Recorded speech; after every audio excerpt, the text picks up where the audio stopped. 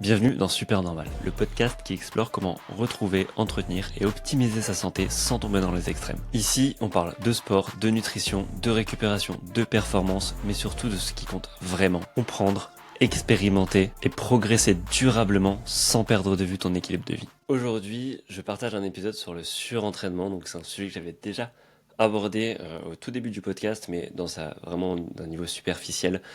Pour l'épisode du jour, j'ai eu l'occasion d'échanger avec Yves Saint-Louis, qui est entraîneur et coach au Québec pour la clinique du coureur. Il est également enseignant au sein de la clinique du coureur sur les cours qui concernent la planification d'entraînement, le cycle d'entraînement. Il a développé son expertise autour du surentraînement, en fouillant la littérature scientifique, en étant en contact d'athlètes qui ont subi un surentraînement.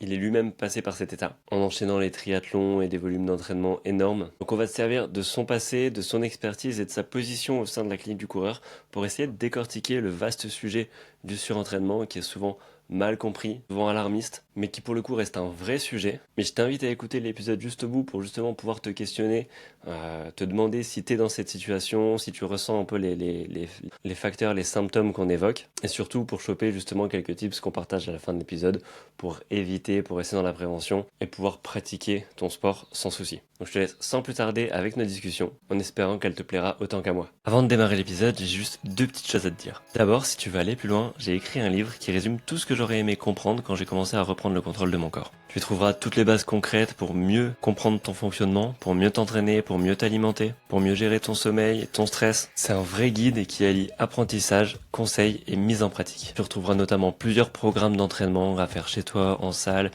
ou en course à pied, des mises en pratique concrètes au niveau de la nutrition, des tips facilement applicables pour mieux gérer ton sommeil, ton stress, douleur et éviter les blessures, mais surtout un challenge 21 jours qui va t'aider à mettre en pratique tout ce que j'ai écrit dans ce livre et qui va te remettre en relation avec une communauté réservée aux lecteurs dans laquelle tu pourras aller chercher de la motivation, partager tes résultats et discuter avec d'autres personnes dans ta situation. Il est dispo sur Amazon en version papier ou numérique. Cherche simplement reprendre le contrôle de ton corps, où je te mets directement le lien dans la description. Et si tu veux soutenir le podcast, pense simplement à mettre 5 étoiles, à commenter, à partager. C'est vraiment ce qui m'aide le plus à le faire grandir, à te partager de plus en plus d'épisodes et à recevoir encore plus d'experts passionnants. Je te remercie d'avance pour ton soutien et maintenant place à l'épisode du jour. Yves, merci d'avoir accepté l'invitation. Merci. Super. On te reçoit aujourd'hui pour parler d'un sujet qui est omniprésent dans le sport et dans la tête des gens, qu'ils soient concernés ou non. On va parler principalement du surentraînement. Et pour que les gens comprennent un peu qui tu es déjà, ce que tu fais dans la vie, ce que tu fais comme sport et justement quelle est ton expertise, je vais te laisser te présenter un peu pour ceux qui ne te connaissent pas. Comme ça remet un Parfait. peu de contexte aussi dans l'épisode. Excellent. Donc, en fait, moi, je suis éducateur physique de formation. J'ai été entraîneur au niveau professionnel. J'ai été entraîneur de l'équipe de triathlon à l'Université Laval à Québec pendant 7 ans, entraîneur-chef. En parallèle, j'ai fait pas mal toute ma vie là, du sport, des sports d'endurance. J'ai débuté très jeune en faisant ski de fond, on faisait des cross-country, athlé, aussi à l'école. Et en parallèle, j'ai joué beaucoup au hockey. Ça a été mon sport de prédilection quand j'étais jeune, mais j'ai toujours apprécié les sports d'endurance. Puis de fil en aiguille, j'ai toujours aimé en faire un petit peu plus long. Donc, je me suis mis au triathlon. Je me suis mis au triathlon longue distance et je faisais aussi des épreuves de longue distance en vélo, en VTT. Voilà, j'ai fait énormément de triathlon pendant à peu près, je dirais, 15 ans.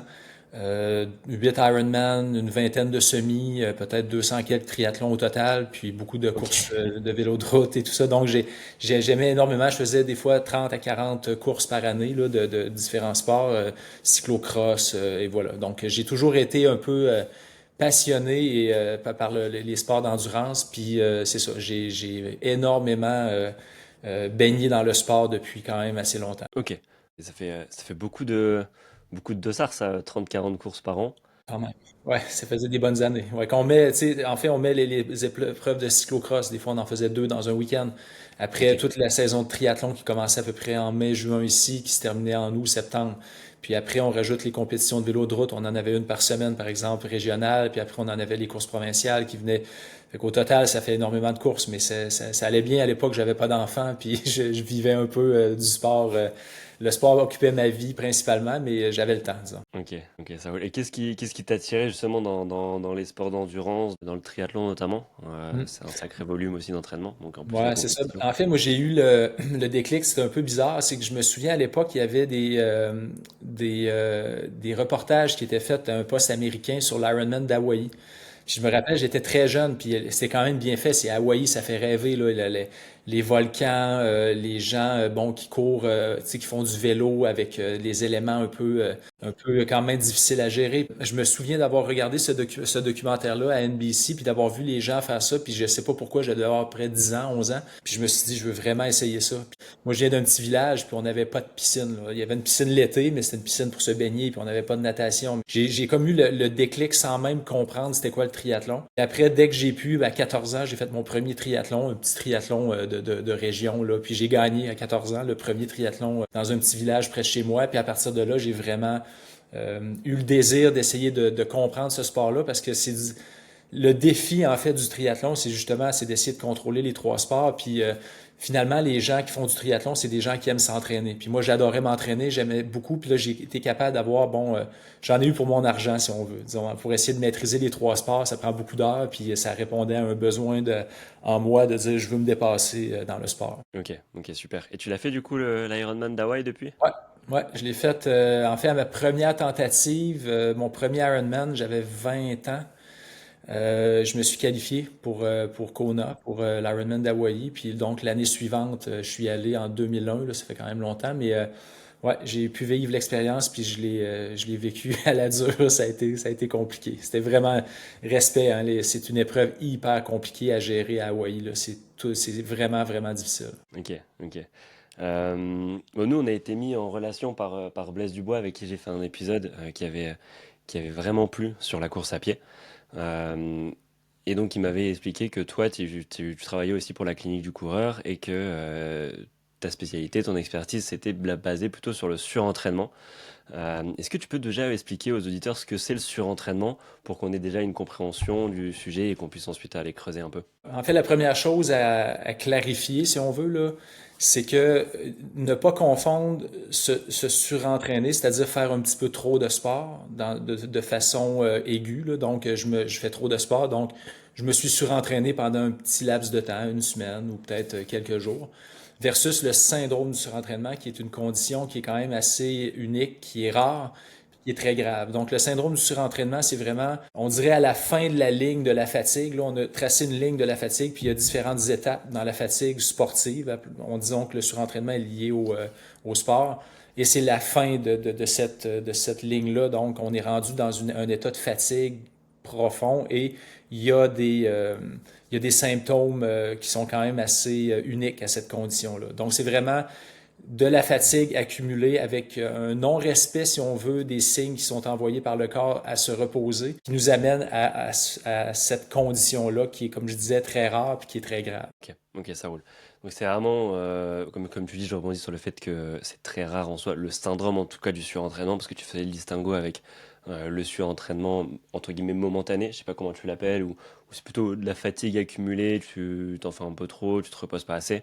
Euh, Qu'est-ce qui amène vraiment le surentraînement? Est-ce que c'est plutôt le fait de s'entraîner beaucoup, comme le nom l'indique, ou c'est plutôt tous les facteurs de récupération qui sont un peu négligés en général, qui amènent que bah, notre capacité d'entraînement diminue et sur le long terme, ça crée comme ça des carences en sommeil, des carences qui vont faire un peu un effet systémique sur tout la chaîne hormonale. C'est plutôt ce processus-là? En fait, c'est pour se rendre au surentraînement, donc au syndrome du surentraînement, comme je disais, qui est très, très loin dans le processus, c'est clair qu'il faut avoir négligé d'écouter les signes avant-coureurs. Donc, tu sais, en fait, les gens qui s'entraînent le savent. Ce qu'on fait à l'entraînement, c'est qu'on crée de la fatigue. C'est ça qu'on veut, c'est souhaitable. On veut créer de la fatigue parce qu'on augmente la charge d'entraînement. La seule chose, c'est que les gens, l'importance du repos. Parce qu'en fait, dans des épreuves d'ultra-distance, par exemple, on sait qu'il y a une charge énorme qui doit être imposée à l'athlète, c'est-à-dire, je veux faire l'UTMB ou je veux faire justement l'Ironman d'Hawaï. Je sais que mon épreuve va être très exigeante. Je veux cumuler énormément de temps à l'entraînement pour dire, ben là, il faut que je me prépare comme il faut. L'erreur, c'est de penser que l'amélioration est linéaire. C'est-à-dire que plus je m'entraîne, plus je m'améliore. Dans le Sans passer processus par des d'entraînement phases de aussi. surcompensation. Exactement. En fait, de penser que c'est linéaire, donc il faut tout le temps je m'entraîne, je m'entraîne, je m'entraîne et que j'augmente ma charge vraiment de façon linéaire, va faire en sorte que les gens vont embarquer dans une espèce de spirale. Puis en fait, la fatigue s'installe, puis les gens qui s'entraînent en ultra-distance le savent, la fatigue est présente pratiquement tout le temps. Parler à un triathlète ou un ultra-trailer, traileuse, monter les escaliers, c'est un calvaire. Les jambes sont complètement claquées. C'est toujours compliqué un peu de bien être dans son corps quand on est en entraînement.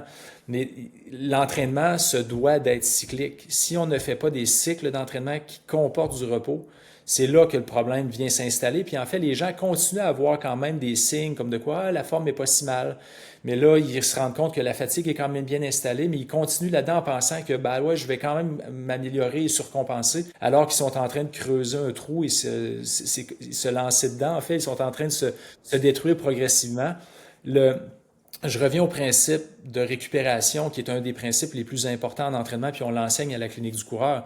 C'est qu'en fait, il faut comprendre que c'est quand on se repose qu'on s'améliore. C'est pas quand en fait, oui, l'entraînement crée de la fatigue, mais en fait, dans l'entraînement, ce qu'on fait, cette fatigue-là vient faire diminuer mes performances. Puis si je suis pas à l'écoute de cette fatigue-là, ben ma performance va diminuer, puis je vais essayer de compenser pour essayer de continuer à m'entraîner alors que j'aurais dû me reposer pour passer à un autre niveau qu'on appelle, oui, surcompensation, mais aussi dans un processus d'entraînement, on parle un peu d'assimilation. Il faut que je permette à mon corps d'assimiler la charge que je lui ai donnée, puis c'est par le repos que ça passe. Puis je parle pas de repos, être sur le canapé, les pieds dans les airs, à rien foutre.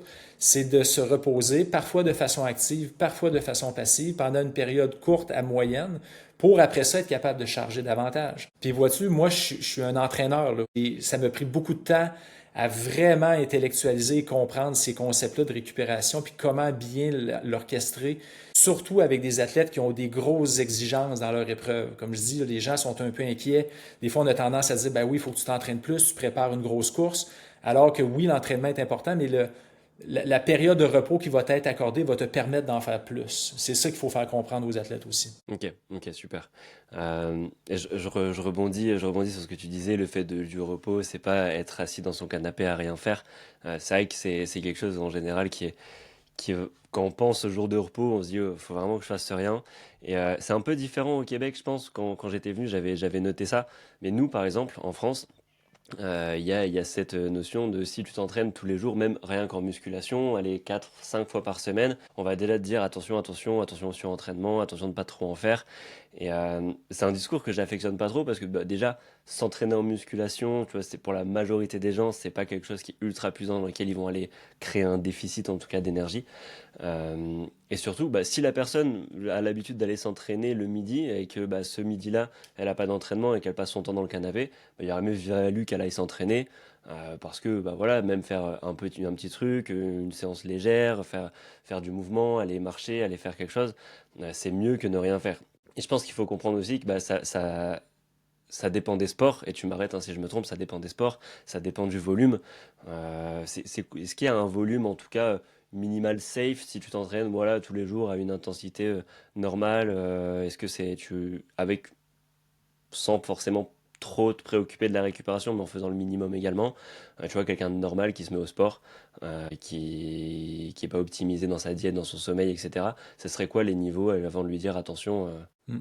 Mais en fait, je veux juste revenir sur un des points que tu as soulevé, c'est que la personne qui fait du sport, donc pour sa santé, euh, peut se permettre de d'aligner ralentir? les jours, puis d'en faire quand même presque à tous les jours. Puis même, c'est plus facile de dire à ces gens-là, Faites essaie tous d'en les faire jours. un petit peu à tous les jours. Puis on le sait même au niveau mécanique, Blaise en a parlé, au niveau du stress mécanique Ouais, au constant, niveau de la course à récurrent. pied surtout. Ouais. Exactement. Par contre, si on parle de sport de haut niveau, puis je parle pas nécessairement de performance, tu sais, pour des athlètes élites, là. Je parle vraiment d'une personne qui s'entraîne quand même pour des épreuves de façon sérieuse, qui veut optimiser son développement. En fait, plus élevée est la charge quotidienne et hebdomadaire, plus important sera le repos et des fois, oui, du canapé à rien foutre pendant une journée. C'est que si je suis capable de m'entraîner beaucoup, beaucoup, beaucoup pendant une période moyennement longue, je vais avoir besoin tôt ou tard, mon organisme et même au niveau psychologique, de dire je coupe et je fais rien pendant une journée. Puis l'erreur encore là, c'est que ces gens-là, souvent, ben, c'est des gens qui travaillent aussi, qui ont des objectifs sportifs quand même assez importants, mais qui bossent, qui ont peut-être des enfants, et ils pensent que la journée de repos va être une journée très occupée au boulot. Ah, je m'entraîne pas, mais je vais être occupé au boulot, puis là, j'ai la routine familiale qui embarque.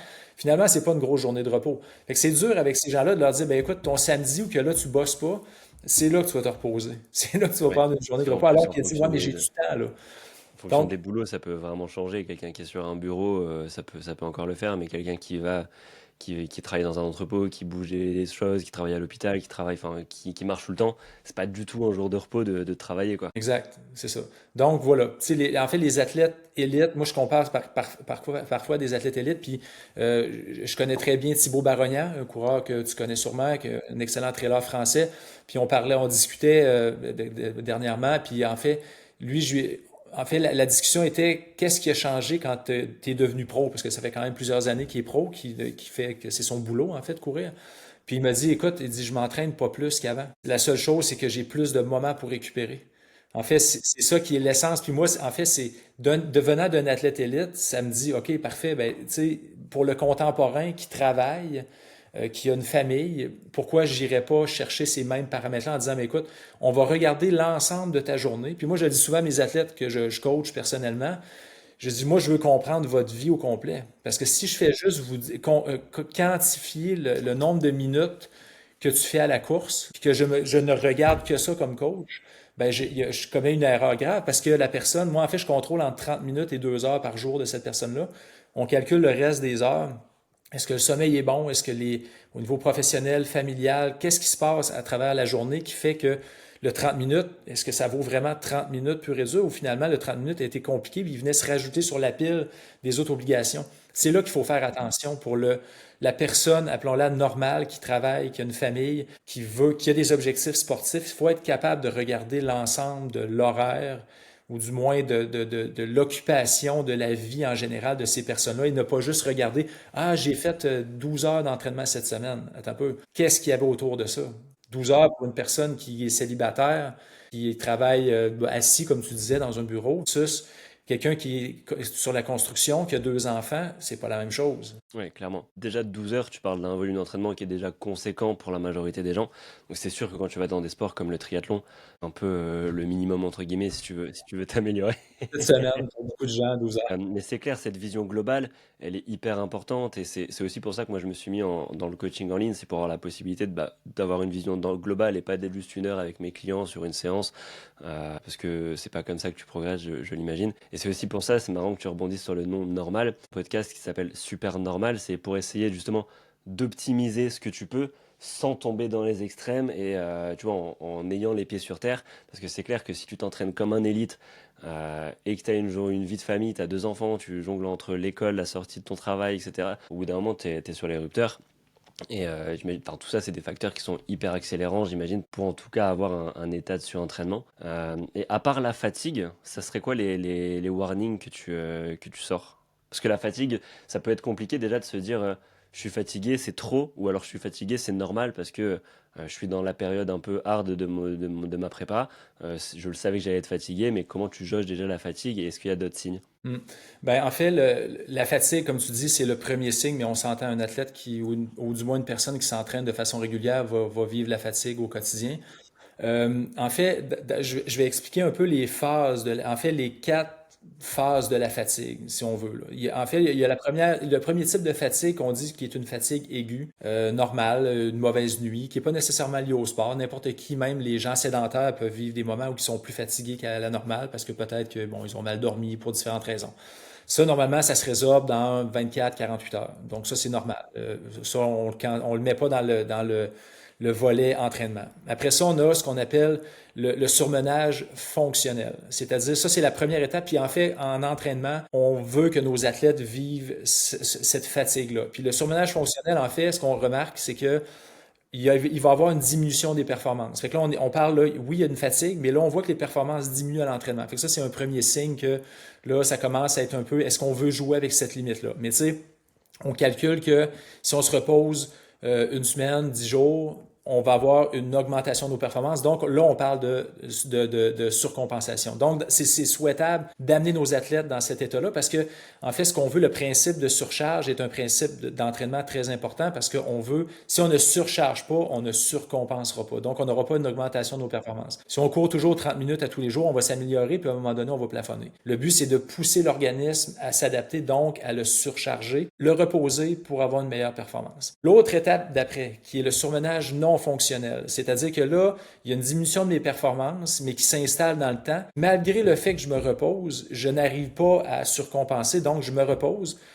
Ce qui me prenait normalement une semaine, 10 jours pour avoir vraiment une augmentation de mes performances, là, je continue à me reposer pendant des semaines, puis ça peut durer quand même plusieurs semaines, voire des mois, et je n'arrive pas à surcompenser, à reprendre le dessus, si on veut, sur la fatigue. Fait que Et ça quand veut tu, dire que je me suis vraiment trop entraîné avant, ou du moins, j'ai mal géré ma charge. ok. Et quand tu dis tu te reposes pour surcompenser pendant des semaines ou des mois, ça veut dire quoi? Tu baisses ton volume continuellement pendant des semaines, mais tu n'y arrives toujours pas à... C'est ça? Exact. Ok. C'est ça. En fait, je te donne un exemple concret. J'ai un ami, il y a 2 ans, m'appelle et dit, hey, là, si j'avais pas eu de nouvelles de lui depuis un petit bout, il fait beaucoup de vélo pendant l'hiver, fait du ski de fond, énormément, compétition. Et après, arrive l'été, il fait du VTT. Puis là, il y avait des compétitions en vue à la fin de l'été au Québec, donc dans le mois d'août. Puis là, il m'appelle, on était fin juin, début mai, fin juin, début juillet. Puis il dit, écoute, je suis cramé, ça fait 4 semaines là, que là, je suis fatigué. Il est arrivé à un stade où là, ses performances ont diminué pendant quelques semaines, mois, dans le mois de mai, à peu près, mai, juin. Puis là, il est arrivé à un stade qui dit, là, il faut que je me repose, là, parce que là, puis normalement, en se reposant, il pensait que son affûtage habituel allait fonctionner, mais là, il a fait son affûtage actuel, puis son affûtage habituel, et malgré ça, il était encore en situation de fatigue. Puis là, il commençait, il dit là, j'ai comme des signes bizarres, mon humeur est moins bonne, j'ai comme des symptômes un peu, mon sommeil est anormal, là, je suis très agité. Puis là, il s'est reposé pendant plusieurs semaines. Après m'avoir parlé, on a dit, écoute, là, repose-toi, oublie les compétitions. Finalement, ça y a pris, si je ne me trompe pas, c'est 8 semaines. Pour dire là, il a retrouvé un état fonctionnel de base. Il n'a pas surcompensé. Il s'est reposé quand même activement. Il allait faire du vélo avec sa copine. Il faisait moins de volume et zéro intensité. Je lui avais proposé, va rouler avec ta blonde, va faire des trucs tranquillement, mais surtout pas avec une intention de faire un effort vraiment à basse intensité, puis ça lui a pris 8 semaines pour reprendre. Lui, il était dans le surmenage non fonctionnel. Là, il a flirté, en fait, il a dépassé les limites, puis il a raté son été. Puis là, il a vraiment essayé, sûrement que sa saison de ski de fond pesait, il n'a pas pris de repos relatif après sa saison de ski de fond. Il a enchaîné tout de suite avec le vélo. Et là, il a traîné de la fatigue. Puis tout l'été, bon, il a saboté un peu son été. Mais ça arrive fréquemment. Puis j'ai beaucoup de gens autour de moi qui me parlent de ça. Ah ouais, ça allait bien, puis là, ça va moins bien. Il était à la porte du surentraînement. Parce que là, si je reviens à ta question initiale, c'est quoi les symptômes? Tu as de la fatigue, contre-performance, ben, en fait, diminution des performances. Et après, les gens disent, je me sens pas bien, je suis plus fatigué. En me levant le matin, je suis fatigué. Les séances, je peux pas les compléter. J'ai des changements au niveau de l'humeur. Ça, c'est quand même un truc très, très important à considérer. Et après, j'ai pas le goût de m'entraîner. Puis j'ai des troubles du sommeil. Ça, c'est un autre drapeau rouge. Là, le trouble du sommeil, ça ne veut pas dire de faire de l'insomnie, mais j'ai un sommeil agité. Ça veut dire que ton système nerveux, quand c'est le temps de se reposer, il n'est pas capable. Il y a comme un mix qui fait que le système d'activation et mettons, de repos, les deux systèmes sympathiques, parasympathiques sont comme un peu mêlés. Donc là, il y a un signe quand même assez franc de dire là, il faut que tu te reposes, mon gars, parce que ça va aller mal pendant une longue période si tu n'écoutes pas ces signes-là. Ok. Et ça, tu peux le traquer, peut-être le sommeil. Pour ceux qui ont une montre connectée, ça a un sens de regarder plutôt le temps de sommeil ou plutôt justement la VFC, enfin HRV, variabilité de la fréquence cardiaque en C'est fonction un de... peu controversé, cette Ouais. technologie-là. En fait, moi, je le prends vraiment avec des pincettes parce que j'ai essayé les différents outils connectés, de la montre avec le truc Whoop là, au poignet, tu sais, en tout cas différentes techniques. Aussi prendre la VFC avec la bande cardiaque là, à la poitrine. Le message, en fait, n'est jamais. En fait, tôt ou tard, ces technologies-là vont te dire de te reposer. Fait que ça, c'est quand même bon, là. Mais en fait, je doute sur la capacité de lecture précise de ces paramètres-là. Si la personne prend la VFC, en fait, je sais que chez des athlètes de haut niveau, il y a beaucoup de gens qui font une saisie quotidienne de la VFC, qui comptabilisent les trucs, puis qui arrivent à interpréter un peu ces résultats-là. Mais on a parlé dans un des cours qu'on donne à la Clinique du coureur, on a des experts invités, puis un des experts, c'est François Bieudy, qui est directeur de de l'Institut national du sport à Montréal. Puis, c'est un physiologiste de l'effort, là, puis un physiologiste en fait un doctorat en physiologie, puis il nous disait qu'avec la VFC, il compile, lui, il suit des athlètes de haut niveau, ils arrivent à compiler des datas, mais de les interpréter, ils ont encore de la difficulté. Donc, ce que ça nous dit, c'est que le feedback de l'athlète, en fait, comment tu te sens? Moi, c'est la question principale, même si ma VFC me dit que oui, non, je ne sais pas. J'ai de la difficulté à croire que l'algorithme en arrière de tout ça est vraiment fiable. Moi, je pense qu'ils veulent te pousser de l'information avec un algorithme sur lesquels, bon, tu sais, les datas qui sont saisies ne sont pas nécessairement précises. Le meilleur exemple, c'est que sur une montre, on essaie de prendre des pulsations cardiaques au poignet, puis ça fonctionne pas. C'est vraiment pas précis. Fait que je peux pas croire qu'ils vont me lire une VFC précise avec cette technologie-là. En fait, on sait que la technologie est quand même relativement bonne. C'est juste que l'endroit pour la saisie au niveau du poignet est pas bonne. Ok. On peut le prendre par exemple au biceps, ce serait déjà un peu plus précise, puis après sur la poitrine encore un petit peu plus. Alors moi, j'essaie de pas trop utiliser ces technologies-là pour vraiment dire oui, on écoute, parce que si on commence à écouter nos montres, j'ai l'impression qu'on va rater le bateau à quelque part, là. Ouais, on va être trop déconnecté de ces sensations. Exact. Avec des fois, on peut se lever en pleine forme, on a l'impression qu'on a bien dormi, etc. On regarde la montre et on voit score de sommeil 30, VFC complètement dans les clous et ça peut avoir un effet nocebo en tout cas sur la journée. Il faut quand même être capable de reconnecter. Ok, c'était pour savoir si justement tu pouvais avoir des signes annonciateurs, même s'il n'y a pas de valeur moyenne ou autre. Mais si toi, par exemple, tous les matins, tu te réveilles, ta VFC elle est autant et que bah, pendant après 2 semaines, 3 semaines, tu vois que ça dégringole de plus en plus, ça aurait peut-être été un signe annonciateur. Mais ouais, ok, si on n'a pas de valeur fixe, euh, on peut pas traquer ça. Mais en Ok. fait, comme je disais, c'est au pire, la montre, ben, au mieux ou au pire, va dire de te reposer parfois, donc j'ai pas de problème avec ça. Mais en fait, on le sait que euh, il y a très longtemps, avant même que les moniteurs cardiaques soient, que tout le monde en ait, puis qu'il y ait des lectures au poignet et tout ça, il y avait quand même une technique qui était quand même utilisée fréquemment, puis qui est encore une très bonne technique pour voir un peu si mon système nerveux est dans un état favorable ou non à l'entraînement, puis c'est de prendre ses pulsations cardiaques le matin. Si on est capable d'avoir une lecture juste avec un moniteur cardiaque, puis le prendre pas pendant 15 secondes, puis multiplier par 4, là, vraiment prendre le temps de faire 1 ou 2 minutes de fréquence cardiaque au repos, et de mesurer ça au jour le jour, puis d'arriver à dire, bon, s'il y a une variation de 5 à voire 10 pulsations le matin, là, ça veut dire que mon stress global, pas juste sportif, est peut-être inadéquat. Puis c'est juste de prendre ses pulsations le matin. Moi, je pense que une personne qui fait un tracking de ses pulsations le matin, de prendre une bonne manière de mesurer, d'utiliser les bons outils, va arriver avec quand même une lecture quand même simple puis assez efficace. Ça, c'est un des premiers trucs qu'on peut Tu utiliser. mesurais avec quoi du coup? Ben, avec une sonde cardiaque, tu te réveilles le matin, tu prends un truc à la poitrine, là, une bande, un brassard, là, puis après tu prends tes pulsations. Ça peut être avec ta montre, la lecture va être quand même précise. Tu compiles pendant 1 minute, 2 minutes, 3 minutes, puis après tu fais ta fréquence cardiaque au repos, là. Tu prends le temps, tu sais, parce que tu le prends, tu t'assois, tu attends que ça descende un peu et tu fais une lecture pendant 2 minutes. Ça va être quand même assez bon. En fait, c'est que ça va venir te dire pas juste le stress de l'entraînement, c'est quoi le stress dans ma journée? Est-ce que ma nuit a été bonne? Là, je vais avoir une lecture quand même assez précise, à savoir comment mon système nerveux se sent ou est apte ou non à faire peut-être une journée d'entraînement. C'est une lecture qui est quand même assez intéressante puis très simple, mais ça demeure, selon moi, la meilleure manière, disons, objective de mesurer si mon système nerveux est dans un bon état. Ok, ok. Donc ça peut être quelque chose qu'on implémente facilement au matin. Et forcément, après, j'imagine, à corréler avec la charge d'entraînement. Si la veille, tu as eu une sortie longue, tu es sorti pendant 4 heures, le lendemain matin, c'est peut-être un peu normal que ta fréquence cardiaque elle soit plus élevée, mais sur la continuité, veiller que ça redescende bien et que ça rattrape les niveaux, c'est ça? Exactement. Puis après, l'autre truc qu'on peut faire avec les athlètes qui s'entraînent sérieusement, c'est que, bon, par exemple, je me lève le matin, j'ai une fréquence cardiaque qui est un peu douteuse, puis je me dis, ah, j'ai une grosse séance aujourd'hui à faire quand même, mais le coach m'a dit que oui, ça va passer. Après, je vais avoir un peu de repos. Bon, exemple, là, j'entends ma séance. Un des trucs que je regarde quand même assez fréquemment personnellement, puis j'essaie d'éduquer certains de mes athlètes à regarder ça, c'est est-ce que ma fréquence cardiaque répond au stress que je lui donne à l'entraînement. C'est-à-dire que si j'ai par exemple des intervalles à faire, donc à haute intensité, Et je dis à mon athlète, puis l'athlète, en fait, je l'ai éduqué à comprendre ces trucs-là. J'arrive pas juste du jour au lendemain avec mon athlète. Ouais, là, regarde tes trucs. On a quand même mis la table pour qu'il comprenne bien c'est quoi la motivation en arrière de ça. Mais par exemple, j'ai des intervalles intenses, des 1 minute, par exemple, très intenses. Et je dis à l'athlète, fais un parallèle avec ta fréquence cardiaque. Est-ce qu'elle monte rapidement? Donc, est-ce qu'il y a une réponse rapide à l'effort?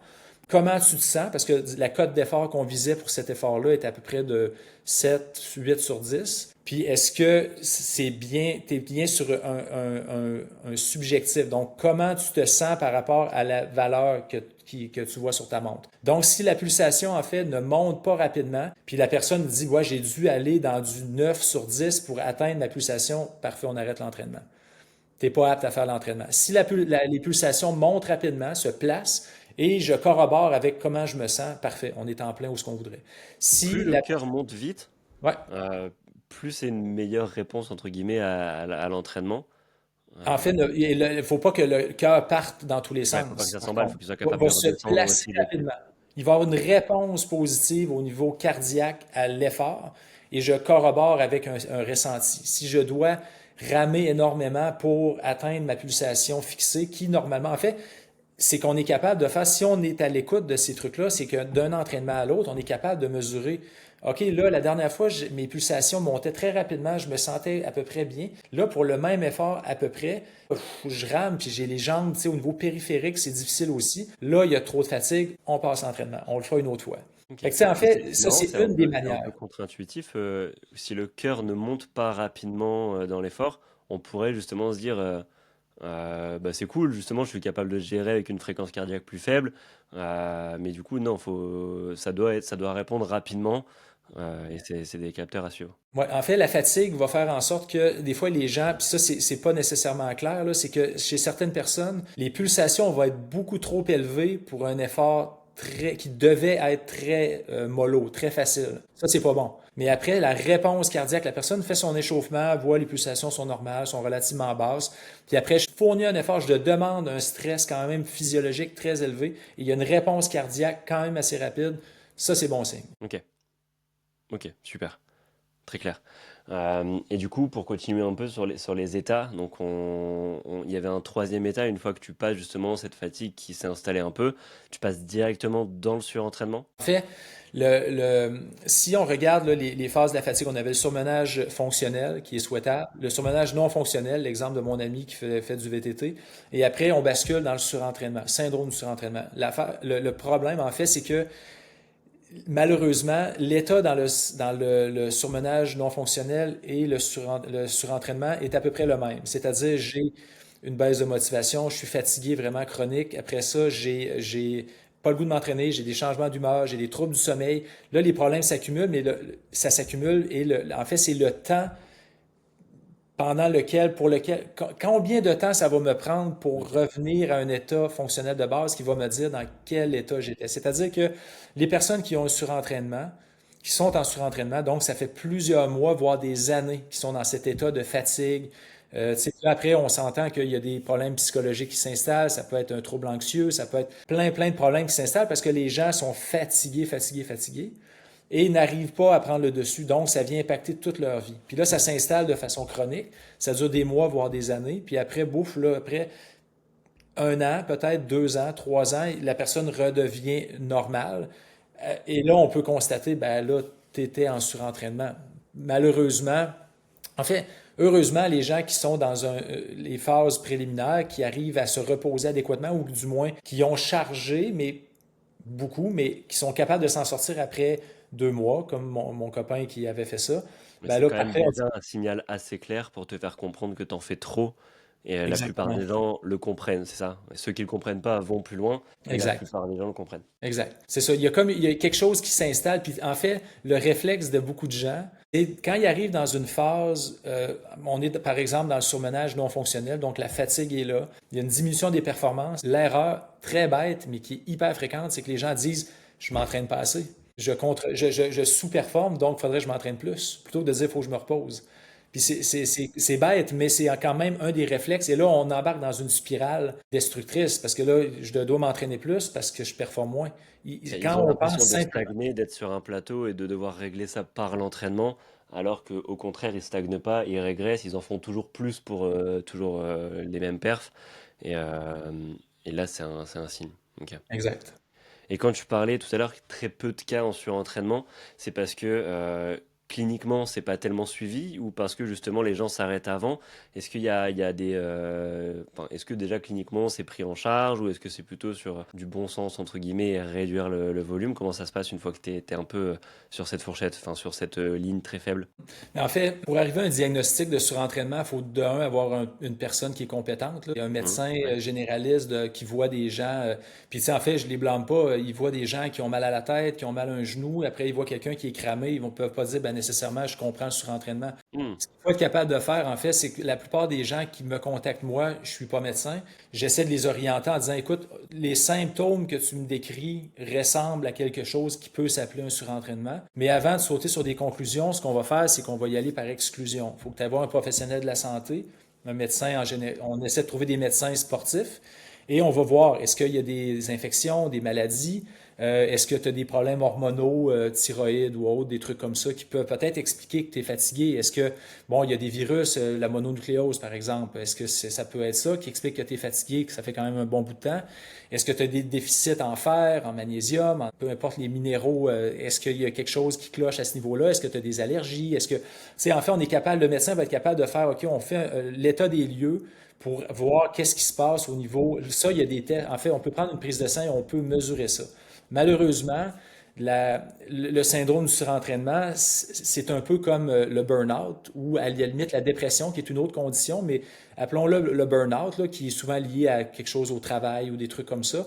C'est que c'est une condition qui est hyper complexe, Il n'y a pas de euh, biomarqueur précis. ben, qui est multifactorielle. Hmm. Aucun critère diagnostique qui sont validés. Et après, bon, il n'y a pas d'examen en laboratoire qui permet de savoir que j'ai un burn-out ou j'ai un surentraînement. Heureusement, si on a fait les exclusions dont j'ai parlé, et après, est-ce qu'on a considéré le REDS aussi, qu'on parle très régulièrement dans le sport? Est-ce que la personne se sous-alimente? Elle a de l'aménorrhée si c'est une fille, donc elle n'a pas ses règles. Tu sais, il y a plein de trucs comme ça qu'il faut quand même voir Déjà avant. regarder les facteurs de récupération, enfin, forcément si la personne s'alimente mal ou peu, si elle dort naturellement pas à cause de son travail, de son rythme de vie, c'est déjà des choses à checker, j'imagine, avant de s'en prendre à l'entraînement. Et en fait, c'est ça, c'est que le syndrome du surentraînement peut être lié à trop d'entraînement, mais souvent à pas assez de Ouais, récupération, difficulté. tu l'as bien Hmm. dit. Donc, il faut être capable de voir, puis c'est pas nécessairement, en fait, les gens que j'ai côtoyés, qui m'ont confié, en fait, qu'on croyait qu'ils étaient qu'ils avaient atteint le syndrome du surentraînement, là, qui avaient vraiment poussé la limite, c'était pas nécessairement des athlètes qui s'entraînaient 30 heures par semaine, là. C'est des gens qui avaient quand même stress lié à l'entraînement, mais qui avaient d'autres stresseurs. C'est pour ça que je dis que c'est multifactoriel.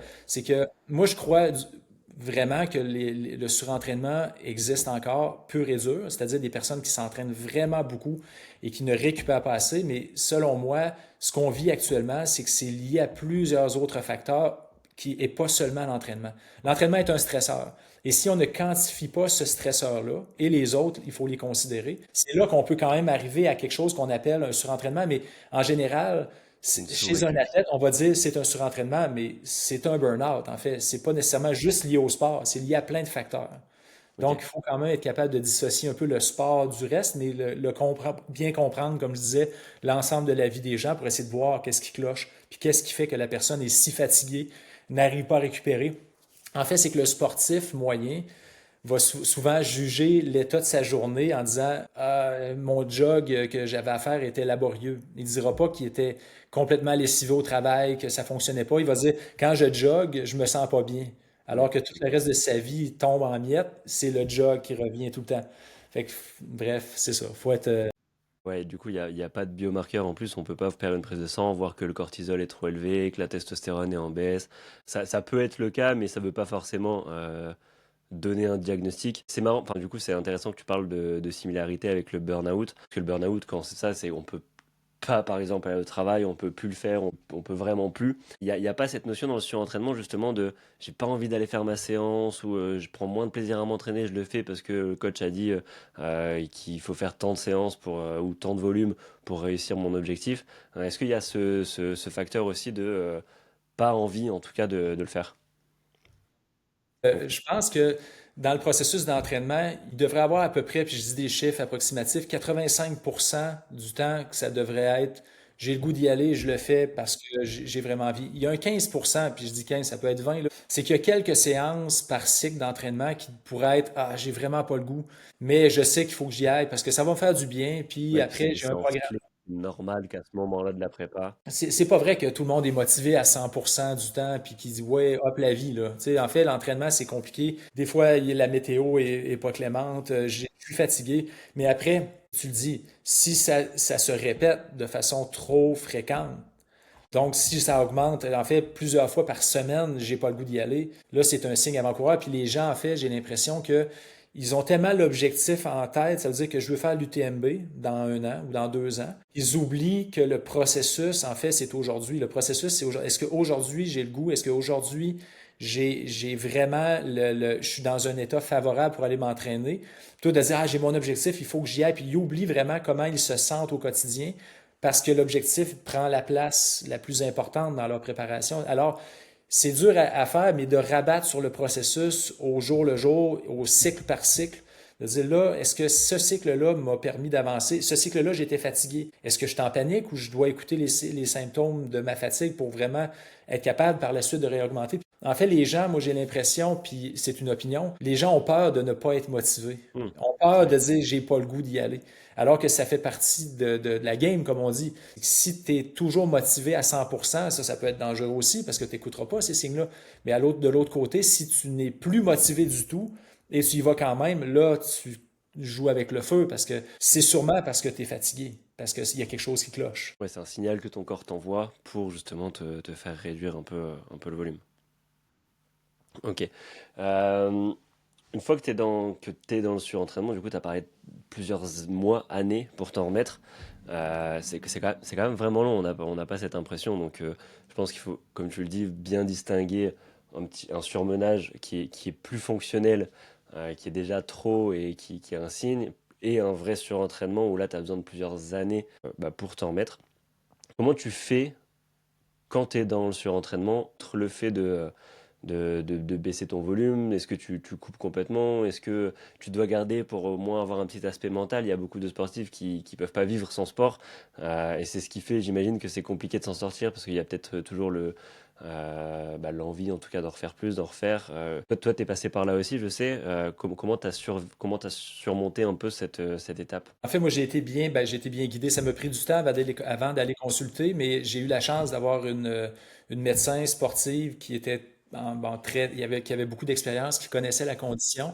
Puis elle, en fait, ce qu'elle me suggérait, c'est que rapidement, en fait, ben, les phases initiales du surentraînement, souvent les gens, il y a comme un point de rupture. Puis après cette rupture-là, la plupart des gens doivent se reposer complètement parce qu'ils sont juste pas capables de faire quoi que ce soit, de fonctionner. Donc là, c'est important de prendre une période de repos. Les gens, Strict. les gens n'auront pas nécessairement le goût d'aller s'entraîner après cette phase-là, qui peut durer des semaines, voire des mois. Mais après, dès qu'il y a une prise en charge, comme par exemple une médecin qui embarque ou un médecin qui embarque, qui dit, OK, là, c'est contrôlé, ça va, tu sais, j'étais fatigué, ben on va reprendre l'activité, ce qu'on m'a conseillé, ou du moins ce que la médecin disait, c'est de reprendre de façon quand même assez régulière, à peu près 5 fois par semaine, 4 à 5 fois par semaine, un petit peu d'activité, mais surtout pas générer de la fatigue. Il faut pas que ce soit fatigant, il faut pas que ce soit intense, il faut pas que ce D'où le soit fait d'en faire souvent, mais peu. Au moins, on génère exactement pas de juste fatigue. pour amener une petite dose Hmm. d'endorphine, puis de bon, puis aussi pour faire du bien à la personne. Mais en fait, ce qui se passe parfois, c'est que les gens, ils veulent en fond, parfois 10 minutes, c'est trop. C'est ça qui est compliqué parce que les athlètes qui s'entraînaient 3, 4, 5, 6, 10 heures par jour ben, pendant des journées, qui faisaient des ultra-distances et tout ça, arrivent à un stade de là, j'ai fait 10 minutes, puis j'en paie les conséquences pendant plusieurs jours. Puis ça, c'est vrai, là. C'est qu'il y a quand même des gens qui, dans leur état est si avancé, c'est leur système nerveux est si brisé, si on peut dire, que 10 minutes, c'est trop. Parce qu'il faut qu'ils fassent leur journée de travail en général. Il y a quand même, comme je parlais, des autres stresseurs, ils sont capables de voir qu'ils sont quand même à la limite juste pour fonctionner. Donc, c'est vraiment de l'ajouter à la pièce, puis de vraiment y aller très tranquillement, puis oui, de l'intégrer progressivement, mais d'être capable de guider l'athlète en disant, écoute, là, je veux que tu fasses de l'activité physique. C'est pas de faire du sport, ça paraît con, là, mais juste, tu fais ça pour faire Mhm. battre un peu ton cœur, puis t'envoyer Ok. quelques hormones là, pour te stimuler un peu, mais c'est pas pour t'entraîner, pour te préparer pour quelque chose.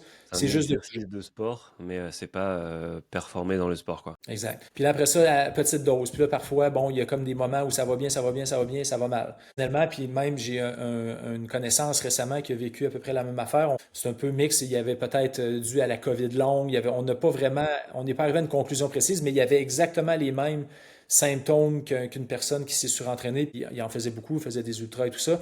En fait, ça a été vraiment d'augmenter, augmenter, augmenter. Puis après, boum, il y avait souvent des espèces de points où ça rechute, en fait. Crash, ok. C'est ça qu'on voit souvent. C'est que là, ça va bien, moyennement bien pendant un certain temps, j'ai augmenté, puis là, il y a un point de rupture, puis on ne sait pas pourquoi. Puis là, ça prend quelques semaines avant de récupérer, puis après, on recommence. Puis là, ça, c'est éprouvant de vivre tout le temps des rechutes. On Ouais, donc revient ouais, dans notre là état j'allais te un dire peu rechute. lamentable.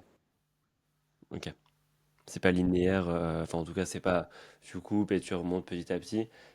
C'est ce qui fait, j'imagine, que ça soit pas si simple de s'en sortir et que ça dure sur sur plusieurs, enfin sur une longue période en tout cas, parce qu'il y a toujours cette rechute qui vient un peu t'embêter, c'est ça? C'est ça, puis on sait, en tout cas, moi personnellement, même dans la littérature, on ne sait pas pourquoi. Qu'est-ce qui se passe au Ok. niveau hormonal? C'est sûr qu'il y a quelque chose là, qui se passe au niveau des hormones. C'est lesquelles? Est-ce que, en fait, on est beaucoup dans la littérature, on est beaucoup dans le diagnostic, alors qu'on devrait être beaucoup dans la. En fait, la science, c'est Le bien, il essaie de traitement. comprendre, mais quand on est dans le diagnostic, c'est qu'il est trop tard. On devrait être dans la prévention. Moi, c'est ça que j'essaie de faire. Les gens qui sont cramés, ou du moins éduquer les gens à dire là, c'est important que tu écoutes les signes et symptômes parce que tu vas planter. Là. Quand tu es rendu en surentraînement, il est trop tard. Donc, j'essaie de voir comment on peut prévenir ces trucs-là. Je donne un exemple simple. J'ai vu passer dans les médias récemment, il y a une patineuse de vitesse canadienne qui est très Ok. haut niveau, là, qui disait elle racontait un peu son histoire, puis elle était très, très fatiguée pendant plusieurs années. Et puis, ils ont des équipes, eux, médecins, entraîneurs et tout ça. Puis finalement, on sait pas, mais la personne contre-performait, avait pris du poids énormément. Donc, puis là, il a fallu qu'ils aillent faire des tests en Belgique. Je sais pas quels tests ils ont fait faire pour arriver à un point qui était en surmenage non fonctionnel, pour après se reposer et reprendre le dessus. Mais elle était Il y aurait cramée par contre. potentiellement des tests qui montrent, si elle a dû faire Canada-Belgique pour avoir les tests, c'est que c'est peu développé et que c'est un peu expérimental, mais on essaie en tout cas de développer ça pour avoir un diagnostic. Ben, en fait, j'aimerais voir qu'est-ce qu'ils ont fait comme Ouais. test. Parce que, tu sais, en fait, il y a une revue systématique qui est parue récemment dans le Journal international de Sports and Physiology et Performance. Là. J'ai comme Ok. ici le français et l'anglais. Mais, tu sais, en fait, c'est qu'il y a une super belle infographie qui dit voici en fait, les symptômes ou du moins les traces avec des examens cliniques, ce qui est proposé dans la littérature comme cause du surentraînement, tu sais, augmentation du cortisol, il y a plein de trucs endocriniens. Puis après, ce qui est démontré, après, tu as l'infographie, puis il n'y a absolument rien. Dans la littérature, il n'y a absolument rien qui est démontré dans des tests qu'on pourrait faire, que ce soit des prises salivaires, urine, sang, qui nous dit que la personne est en surentraînement. Mais j'aimerais bien savoir, en Belgique ou ailleurs dans le monde, peut-être qu'ils ont des trucs plus avancés, mais dans la littérature, en ce moment, il n'y a rien. Donc, Ok. mais la personne était cramée, était fatiguée, elle contre-performait, elle prenait du poids. C'est sûr que c'était lié à sa charge d'entraînement, là. C'est sûr et certain. Puis là, tout le monde dit, Ouais, ah là, on ne sait pas, là. ouais. Ce qui est compliqué aussi, j'imagine, à diagnostiquer dans la littérature, c'est que bah forcément, ça va être observationnel parce que éthiquement, on peut pas prendre deux groupes, en mener un en surentraînement pour voir. Donc, c'est observationnel et du coup, il y a tout un tas de facteurs qu'on peut pas contrôler. Ouais, j'imagine que c'est un petit casse-tête en tout cas à décortiquer les marqueurs à suivre, les choses. Donc, et tu sais pas où est-ce qu'elle a fait son test en Belgique ou non? Non, c'est ça, j'ai lu tu sais, un truc, c'est un petit article là, très très bref sur Ok. du moins leur démarche, mais ça m'a quand même fait sourire. Mais là, la fille, tant mieux, ça va bien, elle a réglé ses problèmes, mais en fait, c'était parce elle avait trop la charge globale, entraînement et autres, était débalancée. Là. Pas parce qu'ils ont fait un test salivaire, ah là, on comprend pourquoi. Non, non, on comprend pas pourquoi. En fait, on arrive à une conclusion qui aurait pu être tirée à l'avance en disant, ben là, parce qu'en fait, je suis pas mal convaincu que ces gens-là n'ont pas de démarche. Est-ce que c'est nutritionnel? Est-ce que, tu sais, en fait, le diagnostic du surentraînement arrive, mais c'est quoi qu'est-ce qu'on peut prendre en charge? Qu'est-ce qu'on peut modifier pour que la personne ne se retrouve pas de nouveau dans cet état-là? Puis après, bon, comme je serais curieux de savoir c'est quoi la prise en charge qui a été faite après, mais des fois, tu sais, en fait, moi, ce qui m'impressionne, c'est de voir qu'il y a des fédérations sportives très, très organisées, qui ont quand même des budgets, qui ont des médecins, qui ont des entraîneurs, puis qui n'arrivent pas à dire t'es cramé, puis il faut que tu te reposes. Tu sais, en fait, ils veulent avoir un test ou quelque chose comme ça, mais pourquoi? Tu le savais déjà qu'elle allait mal. Bref, c'est quand Ouais, même. il y a peut-être aussi un surmenage, enfin, dans le professionnel, c'est compliqué parce que les athlètes sont là pour un certain temps et ils ont peut-être envie de prendre tout ce qu'ils ont à prendre le temps qu'ils sont là et tant pis pour la santé. On peut le voir dans pas mal de sports, je pense. Je pense qu'il doit y avoir un biais aussi en plus de ce côté-là, donc ça rend encore plus flou la lecture. Est-ce qu'il y a des sports, juste pas, parce que là, du coup, tu parles de patinage, est-ce qu'il y a des sports qui sont plus prédisposés? J'imagine tout ce qui est triathlon, et enfin, forcément, les sports d'endurance peut-être plus. Est-ce qu'il y a des sports qui sont un peu plus à l'abri aussi? Euh, est-ce que tu as un peu de données là-dessus? Est-ce qu'il y a J'ai des... pas beaucoup de data dans la littérature. Moi, là aussi, ça me faisait sourire. Il disait, bon, on a trouvé 36 joueuses de rugby surentraînées. J'ai dit, Mhm. mais vous les avez trouvées où, tu sais, en fait, en fait, c'est pas parce que le rugby est pas propice au surentraînement. Je pense que tous les sports peuvent être propices si on n'écoute pas nécessairement les signes. En fait, l'exigence de l'épreuve est quand même assez liée à un potentiel de surentraînement. Mais tu sais, en fait, les judokas s'entraînent 4 5 heures par jour aussi. On pense toujours, ah, les sports d'endurance, Ouais, les c'est gens vrai. font. Oui, mais tu sais, il y a tout ce qui est artistique, la nage synchronisée, c'est dément le nombre d'heures qu'ils passent dans la piscine à répéter, à faire du renforcement, à faire la gymnastique, tu sais, il y en a plein de sports, mais on se rabat. Moi, en fait, ce que je vois, ou du moins ce que je côtoie des gens, c'est des gens qui font des sports d'endurance. Puis oui, c'est propice à trop en faire parce qu'il y a quand même énormément de temps passé à l'entraînement, en triathlon encore plus, parce que tu peux t'entraîner pratiquement à l'infini en vélo et à la natation, à la course. En fait, le coureur va se blesser souvent avant de se surentraîner. Il Mm. va Et en fait, arriver il y à... a peut-être aussi le côté non professionnel. Dans le professionnel, forcément, bah, déjà, à partir du moment où tu fais du sport au niveau professionnel, c'est plus forcément du sport santé où tu vas vraiment tu vas jongler avec la ligne. Et donc, peu importe la discipline, tu vas avoir des volumes d'entraînement énormes. Euh, les sports d'endurance, enfin, en tout cas, ma vision des choses, c'est que même en étant amateur, même en ayant une vie de famille, tu peux aller chercher quand même des volumes d'entraînement qui sont carrément décorrélés de tes capacités. Et c'est pour ça qu'on a peut-être plus tendance à voir en tout cas les sports d'endurance, parce qu'il y a plein d'amateurs qui s'entraînent comme des professionnels et qui ont du coup tous ces externalités un peu négatives de l'entraînement, non? Moi, clairement, moi, je pense que l'ultra est comme appelons ça une pépinière Ouais. à surentraîner potentiel parce que tu sais, il y a tellement d'entraînement, tellement de volume d'entraînement, mais encore là, les gens font de plus en plus d'entraînement croisé, fait qu'ils peuvent encore cumuler beaucoup plus d'heures d'entraînement. C'est quand même assez dangereux, mais tu sais, l'athlète de haut niveau, par contre, même s'il a le temps de s'entraîner puis qu'il est payé pour faire ça, ben justement, il y a quand même des pressions externes, Ouais. les commanditaires, les subventions qu'ils peuvent avoir de l'État pour performer à haut niveau. C'est quand même assez dangereux, mais tu as raison, je suis d'accord avec toi, la personne moyenne qui a une vie puis qui s'entraîne de façon très sérieuse est quand même sujette à peut-être vivre quelque chose qui va ressembler au surentraînement parce que sa vie est tellement... Moi, des fois, je vois des horaires de personnes, je dis, je sais pas comment ça fait, comment c'est possible de faire tout ça dans une journée. Une journée, ça va, une semaine, c'est compliqué, un mois, ça devient dément. Fait qu'il faut quand même être... c'est ça, c'est dangereux d'avoir d'imbriquer dans sa vie. Puis en fait, moi, je le répète souvent, là, on parle l'ultra Ouais. trail, c'est à la mode. C'est pas Ouais. fait pour tout le monde, là.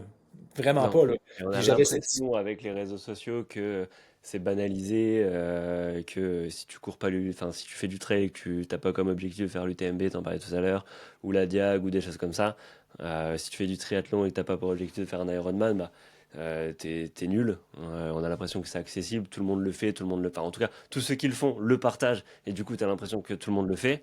Mais en fait c'est des performances qui sont extrêmes. Enfin c'est déjà. L'épreuve en soi est belle, c'est noble, c'est super, mais j'avais la discussion. Chaque année, on va à Chamonix, puis on était sur le parcours de l'UTMB. On a la chance de pouvoir faire les sentiers pendant l'épreuve. Mon collègue Nicolas Bourron et moi étions sur le parcours, pas l'année dernière, l'année précédente. Puis on voit les gens, les premiers qui passent, tu sais, les premiers, là, puis c'est des cadavres, là, tu sais, au 100 km 130 quelques avant Valorcine. Là. Ils sont comme ça, c'est compliqué, ils sont séchés, là, la peau. Tu sais, c'est puis Ouais. là, ça, c'est les premiers. Imagine la personne qui va faire 40 heures, va faire 2 nuits dans la montagne. En fait, moi, je pense que ces personnes-là, oui, OK, parfait, good, bravo, mais ces gens-là font des compromis à quelque part. Tu peux pas avoir une vie de famille exemplaire, un super travail, te développer professionnellement. Tu sais, en Hmm. fait, c'est un choix, mais c'est pas fait pour tout le monde, je crois. Personnellement, je crois qu'il y a des gens qui devraient pas faire de l'ultra. Pas faire de la rando dans la montagne, mais de faire de l'ultra puis de placer l'entraînement dans une vie hyper occupée, ça se fait pour certaines personnes, mais c'est pas tout le monde qui devrait penser que c'est accessible parce que ça se fait au détriment de quelque chose d'autre. Ouais, c'est ça. Et sur une ligne de départ, tu vois pas ceux qui ont trois enfants. En tout cas, ce que tu vois sur les réseaux, tu vois pas que les gens sont célibataires, ont juste ça à penser, ont les sponsors. Tandis que toi, tu as deux enfants, tu as ta femme, tu as ton travail. Et c'est peut-être pas justement. Enfin, ton quotidien n'est pas fait pour mettre autant. Bah déjà, en fin de prépa, si tu dois faire des week-end shocks, tu fais une croix sur la famille. Donc il y a peut-être des choses aussi à penser parce que je pense que l'aspect psychologique peut avoir un lien si ta famille ne suit pas justement ton entraînement, si à chaque fois c'est un compromis pour aller t'entraîner, tu rentres, c'est la guerre à la maison, j'imagine que ça peut avoir un impact aussi sur ta capacité de récup, sur ton niveau de stress et du coup te mener dans ces états de surentraînement. Clairement. En fait, moi, une des questions que je pose avec les gens qui travaillent avec moi pour que je vais guider, que je vais entraîner, c'est comment va ton couple? Tu sais, c'est des questions un peu personnelles, mais en fait, parce que ouais, j'ai des enfants, tout ça, ok, parfait, as-tu une bonne entente avec ta femme ou ton mari? Parce que tu sais, des fois, ouais, c'est un peu à l'arraché, il faut que je m'entraîne à 4 heures le matin, sinon, ben, tu sais, des fois, je me dis, ben, peut-être la diagonale des fous, on va revoir un moment, peut-être quand tes enfants vont être un peu plus vieux, ou tu sais, c'est des questions quand même de base qu'il faut poser à ces gens-là dans leur préparation. Mais il y a toujours des exceptions, puis c'est comme tu disais, c'est eux qu'on va voir. Ouais, moi j'ai fait ça, j'ai fait telle épreuve, puis je travaille 10 heures par jour, puis je cours la nuit, puis tu sais, bon, ok, good, là, bravo, mais en général, moi je pense que c'est à la limite dangereux de faire ça, tu sais, c'est pour la santé des gens. C'est pas sain, là. Non, là c'est du surmenage sur tous les fronts et du coup forcément comme tu le dis, c'est pas sain. Et une fois, donc on a vu comment on arrivait, on a vu comment s'en sortir un peu, donc forcément en gérant les volumes, en s'écoutant, peut-être en quantifiant aussi. On peut avoir peut-être des barèmes pendant la phase où on essaye d'en sortir, qu'on soit diagnostiqué en surentraînement ou qu'on soit dans la phase un peu de surmenage. Est-ce qu'il y a des barèmes, peut-être des choses à pas franchir pour éviter les rechutes et essayer d'arriver de façon safe dans un nouveau plateau où, ok, on peut se dire que là, on s'en est sorti. Non, j'ai pas de Non. barème. En fait, la médecin m'avait conseillé de faire des 30 minutes. Personnellement, elle m'avait dit, ben, fais des 30 minutes, tu sais, de jog tranquille, course-marche. Et moi, je pense que le chiffre de 30 minutes est très arbitraire. J'aurais tendance vraiment à dire d'y aller avec une progression, comme on fait avec un retour Et de du plaisir blessure. aussi, hein. Ah, mais oui, puis tu sais, c'est du fractionné. En fait, de faire du fractionné au niveau mécanique, on sait que c'est bon, mais même au niveau physiologique, si je fais du 15-15, c'est pas pareil. Je fais 10 minutes en faisant 15 minutes course, 15 secondes course, 15 secondes marche. Ben, je vais avoir couru 5 minutes, mais je vais avoir été 10 minutes à l'extérieur. Fait que moi, j'ai tendance vraiment à dire non, en fait, il n'y a pas de chiffre arbitraire selon Donc moi attends, tu qu'on va dire. recommandes de faire du fractionné ou non? J'ai pas compris. Oui, je conseillerais de faire du fractionné. Les gens qui sont, en fait, t'es très fatigué, ce que je veux, c'est lui faire prendre l'air. Au début, ça peut être des marches, tu sais, aller juste prendre des marches dehors, puis après, on va commencer à réintégrer un peu avec du fractionné. Puis c'est vraiment, malheureusement, appelons ça essai-erreur, c'est qu'on va essayer, 10 minutes peut-être c'est trop. Et si 10 minutes c'est trop, ben, on va y aller avec, tu sais, avec un petit peu moins de moments de course. C'est vraiment, il n'y a pas de ligne directrice selon moi. En fait, il n'y a pas de plan déjà fait qui pourrait fonctionner. Moi, en fait, si j'avais à prendre un plan et dire, suis ce plan-là, je prendrais un des programmes fractionnés de la clinique du coureur. Programme 1, retour de blessure. En fait, c'est une blessure, carrément. On va y aller tranquillement. Si tu as arrêté en plus de courir pendant 4 mois, 5 mois, 6 mois, voire un an, ben, il faut que tu recommences tranquillement au niveau mécanique. Alors pourquoi pas donner un programme d'entraînement qui va te réintégrer le stress mécanique, puis en même temps, par la bande, le physiologique. Ça serait Ouais. une bonne Puis approche. il faut intégrer aussi, c'est ça, si tu dis si tu t'arrêtes plusieurs mois, il faut intégrer aussi le fait que pendant un certain temps, tu repasses débutant au niveau mécanique, au niveau des articulations, des tissus, du coup, à revoir la progressivité et essayer de mettre ton ego de côté en plus s'il revient plus vite que ton état de forme pour éviter la rechute. Et quand je disais des marqueurs à suivre, c'est par exemple, tu suis, quand tu essaies de quantifier le stress mécanique, tu as des marqueurs de, ok, là j'ai une petite douleur, tu essaies de la placer sur une échelle, c'est une douleur qui est acceptable, si elle devient un peu trop, j'essaie de baisser mon volume. Est-ce qu'il y a des choses comme ça que tu pourrais mettre en place? Par exemple, sur le plaisir de l'état que t'es dans lequel tu rentres quand tu rentres de ta sortie de 10 minutes, ou l'envie que tu as au matin quand tu sors de ton lit et que tu te dis aujourd'hui je vais sortir, est-ce que ça te fait plaisir? Est-ce qu'il y a des choses comme ça que tu pourrais essayer de marquer? Oui, ben en fait, moi je pense que la meilleure chose à faire, en fait, le marqueur, puis pour l'avoir vécu, puis j'ai eu des gens qui m'ont partagé, en fait, on vit des choses un peu similaires.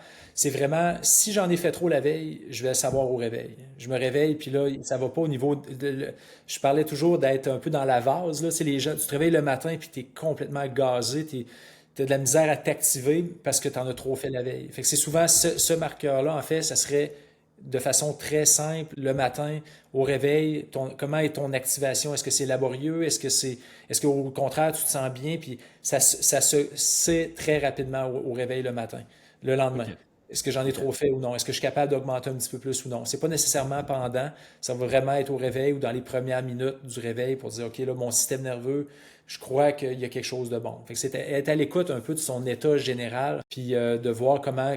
C'est quand même étrange parce qu'on passe, ces personnes-là passent d'un état de sportif quand même accompli, qui supporte des grosses charges d'entraînement, qui est capable d'en prendre, à dire je marche 10 minutes, puis je suis complètement démoli. Mais ces gens-là sont à l'écoute. En fait, tu deviens à l'écoute de ces signes-là parce que le matin, tu n'es pas toi-même, là. Donc, c'est ça. J'aurais juste tendance à ramener. En fait, les gens qui vivent un réel surentraînement vont comprendre. C'est que quand tu l'as vraiment vécu, ton système nerveux est complètement mélangé, là, si on peut dire. Donc, ça fait que tu as un état lamentable le matin. Puis, tu essaies de juste, t'espères que la récupération, le temps va faire en sorte que ça va se dissiper. C'est carrément ça le souhait de ces gens-là. C'est même pas de performer, c'est même pas de faire un ultra. C'est juste de dire là, est-ce que je peux reprendre un mode de vie normal puis de ne pas être complètement comme ça en me levant le matin. ok, ok, ça marche. Très clair. Et une fois que tout à l'heure tu disais ta connaissance avait pris 8 semaines, comment tu établis que, ok, là, je suis sorti de mon surentraînement. Enfin, la personne que tu abordais, c'était pas forcément un surentraînement, mais quand tu es vraiment dans le surentraînement, comment tu dis que bon là, voilà, ça m'a pris 3 mois, mais là, je suis plus en surentraînement. C'est parce que tu arrives à augmenter tes niveaux petit à petit et t'as plus de rechute comme avant, parce que tu te ressens comme comment tu sais que tu en es sorti. Mais la fatigue s'est résorbée parce qu'on s'entend, il y a eu un repos actif pendant un certain moment. La personne, comme au réveil, se sentait comme ça. Donc, elle n'était pas bien au matin, à tous les matins, puis après ça, l'entraînement était laborieux. Et là, elle arrive à un stade où elle se lève le matin. Ah, je suis pas si mal. Elle va faire son petit vélo tranquille. Ah, je me sens pas si mal. Puis après ça, quand on est capable d'aligner quelques journées comme ça où on n'essaie pas de pousser, on n'essaie pas de faire quoi que ce soit, mais au moins, j'ai l'impression d'avoir récupéré. Ok. C'est aussi con que ça, c'est vraiment une fatigue, puis on ne sait pas pourquoi. C'est sûrement au niveau hormonal ou des trucs qui se passent au niveau endocrinien ou je ne sais pas qu'est-ce qui se passe, mais il y a quelque chose qui fait en sorte que la personne se sent, pour une façon, pendant une période très prolongée, est très fatiguée, n'arrive pas à fonctionner normalement. Puis après, il y a quand même quelque chose qui s'est résorbé. Puis là, whoop, c'est des signes avant-coureurs de dire, OK, là, ça va mieux. Je vais peut-être être capable de recharger puis d'observer un peu. Puis les gens, des fois, ils essaient de recharger trop vite, ils replongent. Mais en général, quand ça fait plusieurs jours, voire semaines que whoop, ça va vraiment mieux, là, on peut s'attendre à, OK, là, on pense on a tourné le coin. Puis après, on peut réaugmenter tranquillement la charge, mais vraiment être à l'écoute, puis être capable de faire un pas de côté là, ou un pas en arrière pour dire, OK, là, on a augmenté, mais là, je me sens encore un peu fatigué. On devient un peu plus à l'écoute, disons. Vigilant. Ouais. Mm. Et une fois qu'on en est sorti, on en est sorti, on n'a pas de séquelles, par exemple, comme quand, je sais pas, tu te casses un genou, tu te fais une rupture des ligaments, quoi. Tu as peut-être des petites séquelles qui restent tout le temps, même si tu essaies de les contrer au niveau. Enfin, c'est peut-être des mauvais exemples là, que je prends en compte, mais tu as compris le fonctionnement. Est-ce qu'il y a des séquelles qui sont irréversibles ou est-ce que si tu gères bien maintenant ton volume d'entraînement, que tu es à l'écoute, que tu fais tout ce qu'il faut, t'en es sorti? Dans la science, on On s'entend sait qu'il pas. n'y a rien là-dedans. Ok. Moi, personnellement, puis encore là, j'ai eu la chance de parler avec des gens qui avaient eu une condition qui était un surentraînement, qui ont pris plusieurs années à s'en sortir. Puis ce que j'ai remarqué, c'est que on appelle ça une fragilité, mais est-ce que c'est vraiment une fragilité due au surentraînement ou c'est seulement une meilleure écoute qui fait que j'ai l'impression, du moins, ben, je confirme là, que si on soumet notre corps à des efforts très intenses, on va avoir une certaine fragilité. C'est-à-dire que J'ai un ami qui m'a appelé l'année dernière qui, lui, avait vécu un surentraînement, un vrai, là, 4 ans à essayer de s'en sortir. Un ancien cycliste de haut niveau. Lui, il m'appelle, il dit, hey, là, je viens de faire un entraînement de PMA en vélo, puis là, parce que lui, ça lui a pris 4 ans à s'en sortir. Il a pris de la médication pour stabiliser un peu au niveau de l'anxiété que ça avait généré, tout ça. Donc, tu sais, c'est quelque chose qui s'est installé dans le temps, puis tu sais, c'est pas disparu du jour au lendemain. Là, ça fait plusieurs années qu'il est sorti de ce 4 ans-là. Là, on parle, là, ça doit faire 10 ans là, maintenant. Et cette personne-là m'appelle et dit, hey, là, à chaque fois que je fais un entraînement intense, là, je viens d'en faire un PMA très élevé, j'ai vraiment un coup, puis ça me prend des jours, voire des semaines à m'en remettre. Fait que là, c'est de où ça vient? Puis moi, je l'ai vécu personnellement aussi, c'est le genre de, je me mets des gros entraînements intenses dans la gueule, si on peut dire, et je vais avoir besoin de beaucoup de récupération. Bon, oui, je vieillis, est-ce que c'est ça? Mais il y a vraiment, c'est seulement ces moments-là où il y a vraiment une surstimulation du système nerveux qui fait qu'on retombe dans des épisodes un peu qui ressemblent à ce qu'on vivait quand on était surentraîné. Fait que c'est quand même étrange, puis je pourrais pas dire pourquoi, mais il y a plusieurs personnes qui m'ont confié vivre cette même fragilité-là. Est-ce Ok. que c'est comme un post-traumatique de quelque chose parce que tu as peur de retomber dans ton truc? Je le sais pas. Est-ce qu'il y a une fragilité du système nerveux? Est-ce que ça existe? On le sait pas. Mais il y a quelque chose quand même d'intéressant que les gens demeurent fragiles à des efforts, vont être capables de cumuler beaucoup d'heures d'entraînement. Tu sais, personnellement, moi, j'ai fait des Hmm. ultras, là. J'ai fait Mais des, forcément, avec 30-40 dossards l'année. ouais, ouais, mais ça, c'était avant. Ça, c'était avant d'être malade. Mais après, j'ai quand même été capable de refaire des triathlons un peu, de faire des ultras, puis mais de bien quantifier ma charge physiologique. Mais bref, c'est dans des efforts très, très intenses de courte durée qui vont vraiment chercher beaucoup au système nerveux, une hyperactivation du système nerveux qui semble avoir des conséquences. Donc, il y aurait peut-être eu des séquelles, mais comme je dis, on le sait pas. Mais c'est quand même assez moi, je me questionne beaucoup à savoir quelles seraient des lésions au niveau du système nerveux. Est-ce qu'il y en a? On ne le sait pas. Ok, ouais. Tout va résider dans la capacité à analyser en tout cas les sujets et avoir une bonne vision sur tous les facteurs pris en compte. Et je pense que c'est là-dessus que c'est difficile. Donc j'imagine qu'à un moment donné, on aura des vraies données fixes. Mais en attendant, bah, il faut faire avec ce qu'on a et c'est ça, il faut être à l'écoute de son corps. On a beaucoup parlé là du coup justement de tous les procédés, enfin en tout cas la marche à suivre. Mais tu l'as dit vraiment, le diagnostic c'est cool, mais c'est trop tard. Ce qui compte c'est la prévention. J'imagine que c'est aussi ce que toi tu essayes de faire au sein de la clinique du coureur. C'est ton rôle peut-être d'ailleurs de faire justement ces formations là-dessus, de chercher, de fouiller la littérature, etc.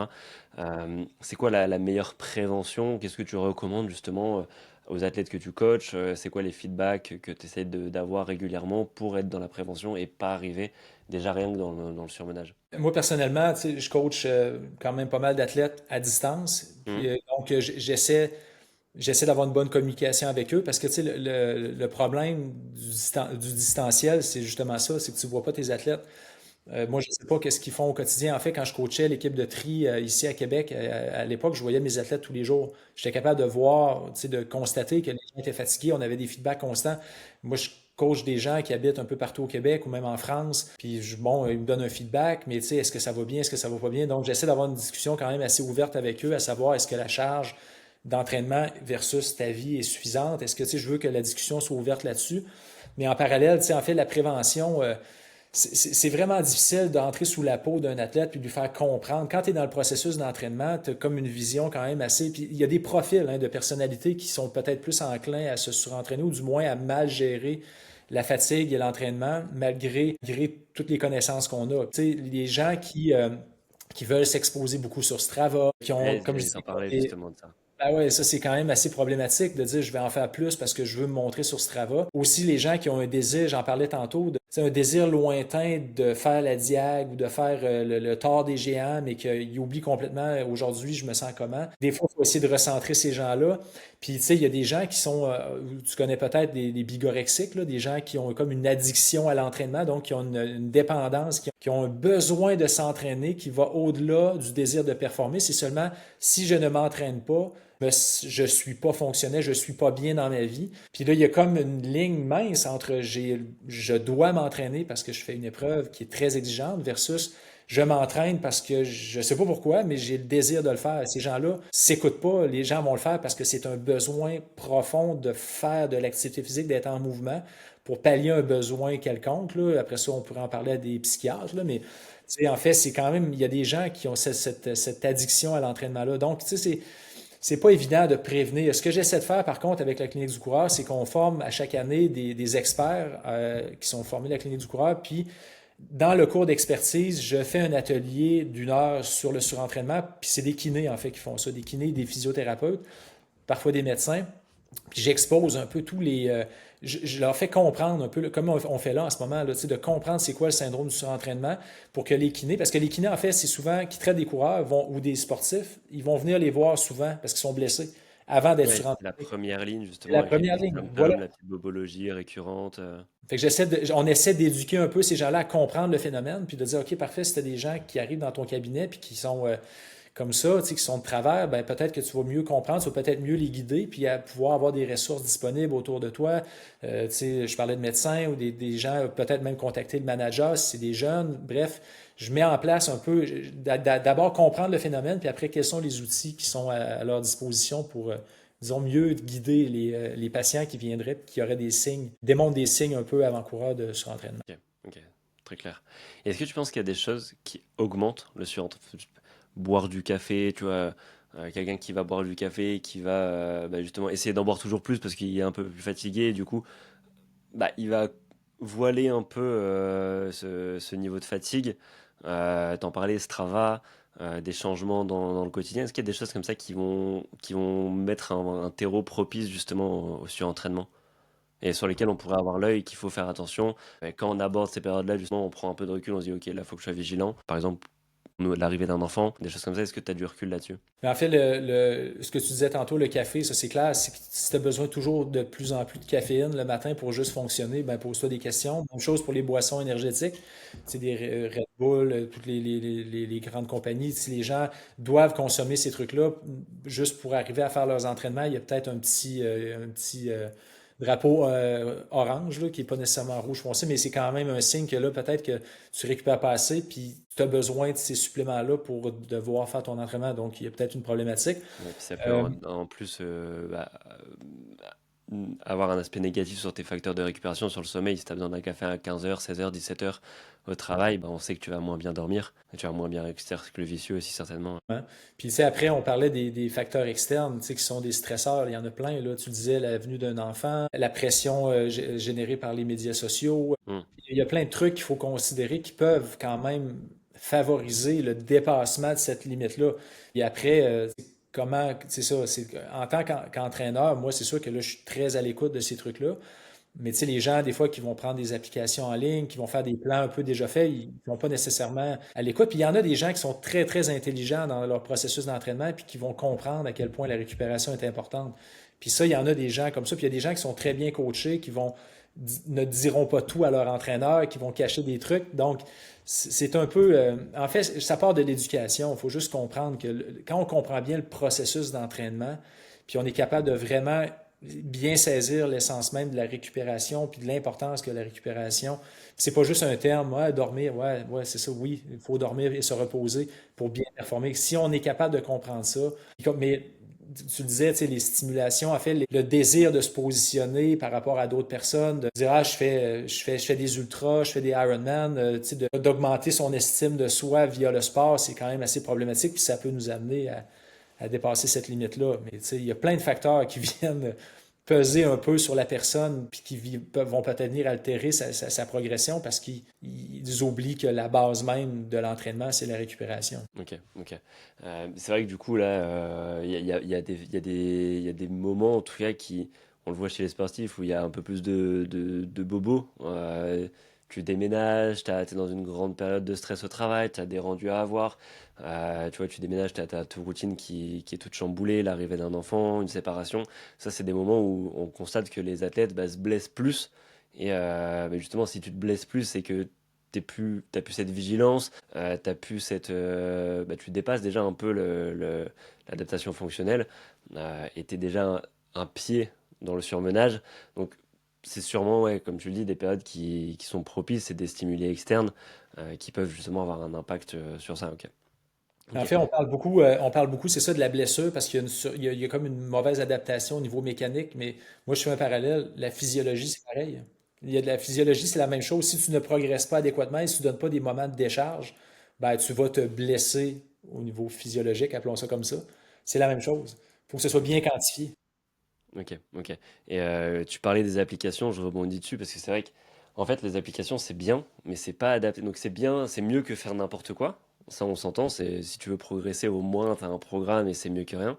Le problème c'est que c'est la cible de ces applications, c'est des personnes qui sont soit débutantes, soit qui n'ont pas du tout envie de creuser le sujet, qui sont non sachants sur le domaine et qui vont suivre, entre guillemets bêtement, l'application, qui vont suivre naturellement ce qu'on leur dit. Alors qu'en vrai, ça devrait être pris avec un peu plus de recul et destiné, enfin en tout cas, utilisé avec vraiment un savoir sur la pratique pour être capable d'ajuster les séances, pour être capable de se dire, ok, bah, il n'y a pas juste l'entraînement, il y a aussi bah, toute la récupération. Et c'est le problème des applications et c'est la grosse différence entre application, ok, c'est accessible, c'est facile, c'est pas cher, mais tu prends des risques, ou tu risques de te blesser et au final avancer plus lentement, tu risques de te surentraîner, au final, bah, si tu l'as dit, 4 ans, à mon avis, t'as pas envie de perdre 4 ans dans ta progression vis-à-vis de bah, je me fais accompagner par un entraîneur comme toi, par un coach, par quelqu'un comme moi, peu importe l'entraîneur, même si c'est avoir un contact de temps en temps avec un club d'athlétisme ou autre, c'est bien, tu as un suivi et au moins c'est à minimum en fonction du degré d'accompagnement que tu choisis, mais tu as un minimum suivi et tu as un minimum d'adaptation, de personnalisation qui vont justement t'éviter d'avoir tout ça. Mais en fait, le point que tu soulèves est important, c'est que ce soit application ou même coach personnalisé, l'erreur, ou du moins ce qui peut être dangereux ou à risque, c'est d'avoir un plan d'entraînement rigide. Ouais, Ce que moi j'offre, en fait, moi j'offre de l'expertise en coaching, oui, mais oui, c'est des données, c'est des connaissances en entraînement. L'application peut les avoir aussi. Par contre, moi, ce que je fais, c'est que je fais de l'éducation en parallèle. Puis surtout, je m'adapte, j'adapte le programme d'entraînement pour essayer d'optimiser l'entraînement avec les contraintes de la personne. En fait, mais c'est ça. je pense que l'application, tu vas pouvoir leur dire, ouais, tu sais, oui, j'ai telle contrainte et tout ça, mais je suis pas sûr que, du moins pour l'instant, peut-être que ça va venir avec l'IA, que ça va être hyper intuitif, puis que ça va s'adapter. Mais moi, je m'adapte à mes clients. Je m'adapte à leur vie. J'arrive pas avec un plan de dire, regarde, il faut que tu fasses ça pour arriver en forme. Ce que tu pousses dans une application, tu as un objectif, tu as le temps disponible, puis tu pousses un entraînement. Moi, j'ai une vue sur comment je vais optimiser son entraînement, puis surtout, je vais être capable de le modifier en temps, tu sais, au quotidien. J'ai des athlètes qui m'écrivent, puis sûrement après le podcast, je vais avoir des messages, hey, ouais, mon entraînement, je suis un peu fatigué aujourd'hui, qu'est-ce que tu ferais? Ils viennent chercher, ils ont une question, ils veulent savoir Et tu qu'est-ce que peux je leur pas répondre propose. avec juste, ouais. Puis je vais être capable en temps réel, donc maintenant, de dire, ben ouais, peut-être qu'aujourd'hui, ouais, c'est normal que tu sois fatigué, tu as fait ça hier, donne-toi encore une journée, puis tu sais, je vais adapter. Donc, c'est là que le coaching, ou du moins la personnalisation devient quand même assez intéressante, selon moi. Mais c'est ça. Et tu parlais de l'IA, mais c'est vrai qu'il y en a, il y a pas mal de personnes qui vont sur ChatGPT et qui demandent un programme d'entraînement.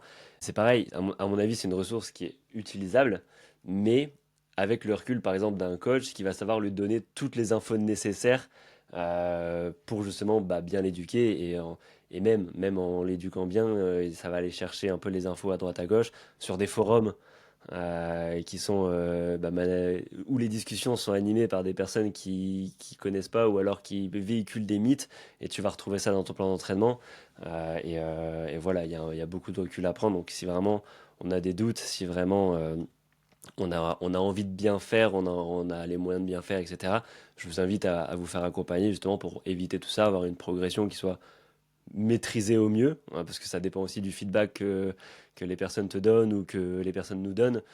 Mais voilà, plus tu es suivi, plus t'as un cadre, moins tu as le risque vraiment de frôler justement ses limites, de tomber dans le ravin.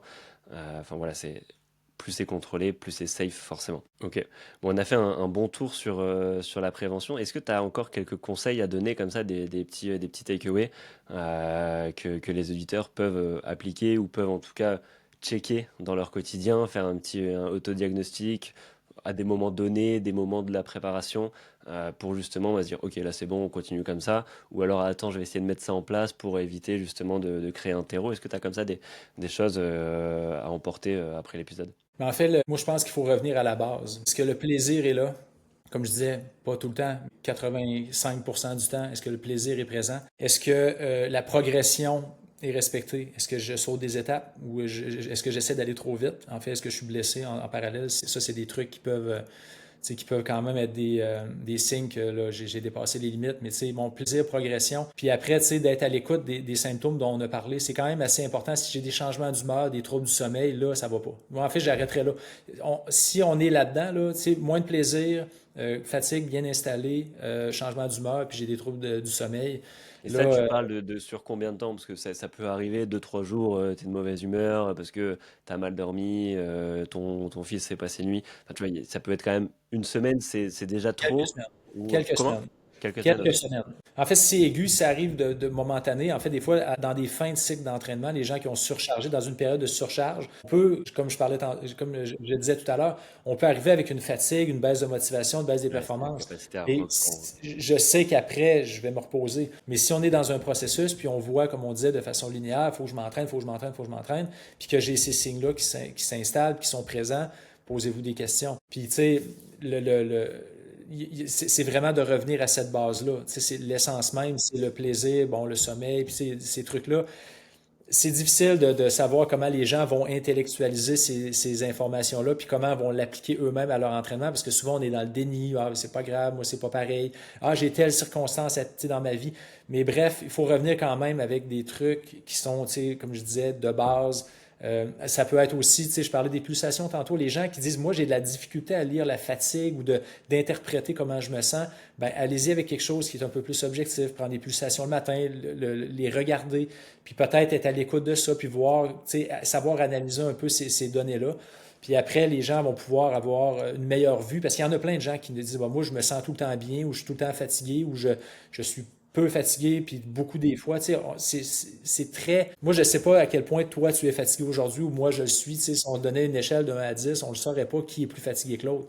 Bref, c'est de revenir avec ces trucs-là de base qui peuvent vous éviter de vous rendre dans du surmenage, puis peut-être du surentraînement. C'est vraiment pas bien, pas bon, c'est pas souhaitable, je le souhaite à personne. Puis en fait, moi je le dis à chaque podcast ou intervention que je fais, c'est que moi je demeure disponible. Les gens peuvent me trouver sur les médias sociaux, Yves Saint-Louis là, sur Instagram, dans un mot. Puis les gens qui ont des questions, qui veulent être un peu guidés, j'ai déjà fait des appels, des visios avec plein de gens qui avaient des questions, qui se disaient, moi je me reconnais dans ce que tu dis, je suis un peu cramé, je me suis mis à la course. Bref, les gens peuvent me contacter.